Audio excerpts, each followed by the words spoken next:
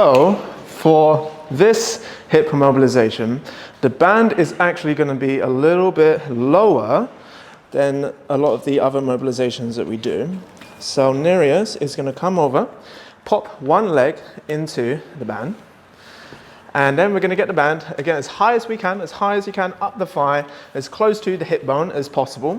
Now, we're just holding onto the band again, just as we're coming down to the floor, so it stays in position.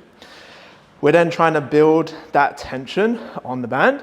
So from here, now, for this one, we're not going to step further from here. We can actually just lift this leg up and almost swing it as far forward as you can.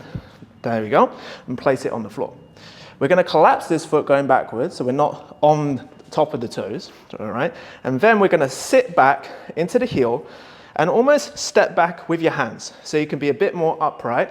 That's just going to help you sit more further down into the heel.